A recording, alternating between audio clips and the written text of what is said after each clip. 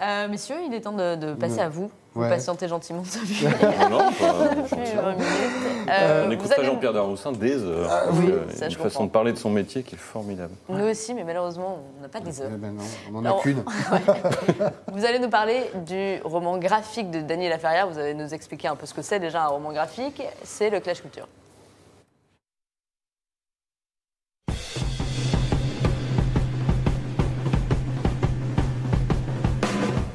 Alors, messieurs, dans son livre, dans ce roman dessiné ou roman graphique, vous allez nous expliquer la différence, qui s'intitule « Autoportrait de Paris avec un chat », qui est paru chez Grasset. Dany Laferrière, l'académicien Dany Laferrière, écrit « Tout mon mérite vient du fait que peu de gens qui dessinent aussi mal que moi ont osé faire un livre de ce genre. De quel genre est celui-ci ? Je ne saurais le dire, mais je ne me suis jamais senti aussi libre dans ma vie d'écrivain. » Grégoire Le Ménager. Ah oui, il s'est senti très libre apparemment.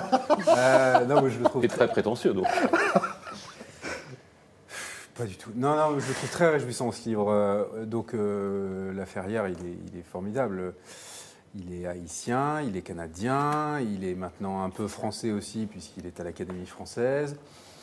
Il ne sait pas dessiner, en tout cas un peu mieux que moi, mais pas beaucoup mieux. Et pourtant, il a fait un livre. Alors qui n'est pas vraiment un roman graphique, parce que ce n'est pas un roman, c'est beaucoup plus une forme d'autofiction, vraiment au sens propre. C'est-à-dire qu'il se met en scène lui-même, mais sur un mode un peu délirant, avec des éléments fantastiques. Il discute avec un chat pendant des heures, il se balade dans le Saint-Germain-des-Prés des années 50 et il nous présente les personnages comme si lui-même s'était trouvé au milieu d'eux. Enfin voilà, il nous ramène à Haïti où il nous raconte, alors je ne sais pas si c'est vrai ou pas, mais ça a l'air vrai quand même, sa rencontre avec Malraux qui s'était rendu là-bas. Laferrière à l'époque était un très jeune journaliste, c'était juste avant qu'il soit contraint à s'exiler. Donc voilà, donc il rebrasse toute la matière qui fait la matière de son œuvre littéraire stricte, qui est sa vie. Et qui re-raconte. Alors, c'est pas facile à lire, parce qu'il y a des pages où c'est un peu tassé. Il a renoncé à sa machine à écrire, sur laquelle il doit taper avec 2 doigts, si je me souviens bien, pour écrire à la main. Et on sent qu'il a pris un plaisir inouï à... C'est un hommage à la capitale, un hommage à la littérature Au chat. C'est un hommage c'est clairement un hommage à Paris et à ce que représente Paris dans son imaginaire. À lui-même aussi. Bon, c'est pas un hommage à lui-même, c'est que... Attendez, avant de parler. Il raconte sa vie. Il raconte sa vie, oui, mais ça ne veut pas dire qu'il se rend hommage. Il rend surtout hommage à tous les écrivains et toutes les figures d'artistes de Montaigne à Basquiat qui ont nourri son imaginaire. Bon, vous avez été séduit, Grégoire. Un peu moins, j'ai l'impression. Non, moi, c'est quelque chose qui m'a beaucoup à la fois séduit et agacé. La chose qui m'agace vraiment, c'est que je trouve que c'est un peu fabriqué, que c'est pas naturel.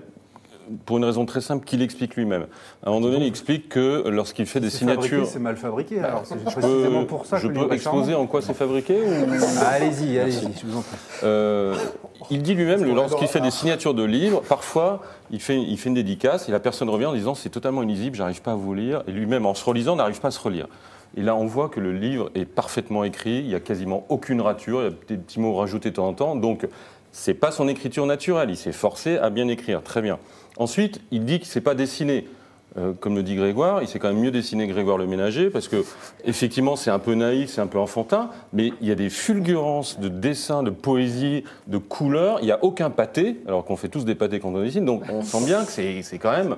C'est pas du premier coup, etc. Donc tout le côté fait à la main, naturel, il est pas réel. Autre chose qui m'a un peu gêné, évidemment, c'est le titre. Alors... Paris, donc déjà Paris, donc on a tous les gens qui aiment bien Paris. Ensuite le chat, alors là c'est formidable, on coche 2 cases. En plus un écrivain, un grand écrivain, un académicien, un formidable écrivain, Dany Laferrière. L'écrivain et le chat, c'est une vieille tradition française de Cocteau ou Colette à Frédéric Vitou, qu'on a même fait un magnifique dictionnaire amoureux. Donc on sent bien qu'il coche les cases qui vont plaire à beaucoup. Et puis c'est quand même une succession de clichés sur Paris, le Paris dont on rêve tous, qu'on adore tous, dont parlait tout à l'heure Jean-Pierre Daroussin aussi, ce Paris des années 50-60, avant Anne Hidalgo et Bernard-Henri Lévy à la terrasse du Flore. Là, à la terrasse du Flore, c'est Boris Vian, c'est Sartre, c'est Simone de Beauvoir, c'est les grands écrivains, les grands artistes, les grands danseurs, les grands chanteurs. C'est toute cette nostalgie qu'on a, et c'est ça que j'aime bien dans ce livre, parce que j'aime beaucoup de choses aussi dans ce livre, c'est le côté presque réactionnaire, c'est-à-dire arrêtons d'écrire avec des ordinateurs, des machines à écrire, je reprends mon stylo comme autrefois, je suis nostalgique d'un Paris, même on croise François Villon, Montaigne et la Boétie, et ça pour tous les gens qui aiment la littérature, qui aiment l'art en général, on est tous heureux de lire ça parce qu'on est dans un univers qui nous est familier et très agréable. Et ça, je peux pas donc dire vous le préférez, contraire. quand il parle de la mythologie de Montaigne et de François Villon, à la mythologie Sartre et Beauvoir, ça ne m'étonne pas tellement. Même pas. Mais non, sinon, ça fait partie du non, pari culturel, mais- intellectuel, beaucoup plus qu'aujourd'hui. mais vous dites que ce sont des clichés. C'est des clichés oui et non. C'est-à-dire que ça fait partie d'un imaginaire et d'une mythologie de Paris.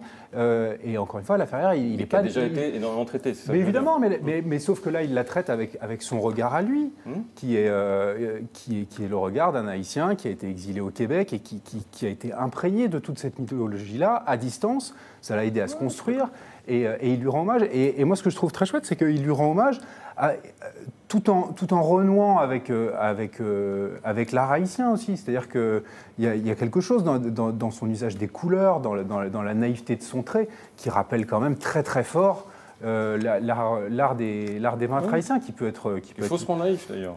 Faussement naïf, mais évidemment, sinon, si c'était un vrai naïf, ça donnerait du funkinos. C'est un peu moins mais non, mais c'est vrai.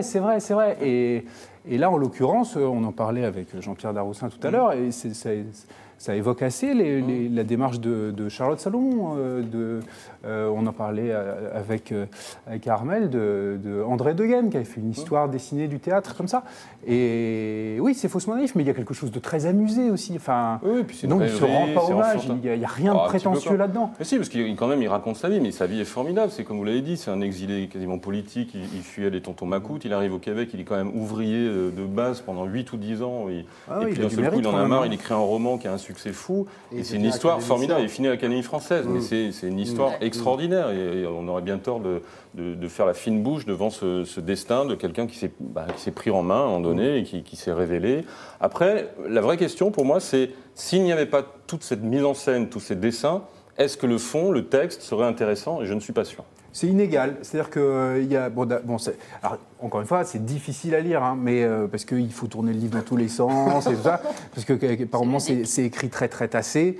Mais il y a des passages qui sont très beaux. Il y en a qui sont ça vaut pas tellement le coup de les déchiffrer. On se dit oh zut, je me suis donné un peu de mal. Mais il y en a qui sont vraiment très beaux. Sur Montaigne, il y a des pages très belles. Sur Haïti, il y a des pages très belles. Sur Césaire, Sangor. Sur Césaire et Sangor. Est-ce qu'il parle de Franck Etienne Est-ce qu'il parle de... je pense Page qu'il y 83 fait allusion. en bas à droite. Alors, le problème, c'est que pour nous, c'est compliqué à annoter ce genre de livre pour retrouver des choses. Moi, je l'ai lu il y a 3 En tout semaines. cas, j'ai l'impression qu'il y a Mais- plus ou moins quand même Oui. une sorte d'animité pour une fois.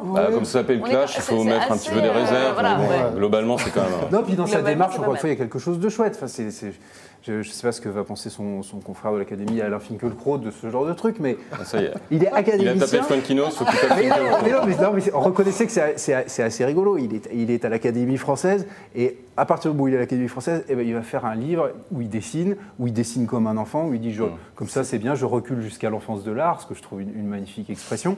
Et il cultive son défaut, c'est-à-dire un dessin très naïf jusqu'à en faire une qualité. Il y a quelque chose de... Enfin, il parle beaucoup de Cocteau, il se comporte un peu comme Cocteau aussi dans tout ça. Jean-Pierre Daroussin, vous avez... Ça a l'air d'être une belle invitation. Ouais, ça vous plaît? Vous allez le lire? Oui, ça me plaît beaucoup. Je trouve la démarche vraiment intéressante. Et puis, Ouais. effectivement, c'est d'arriver à un moment donné, ne pas avoir peur de se remettre en cause alors qu'on est déjà justement à l'Académie Ouais. française. C'est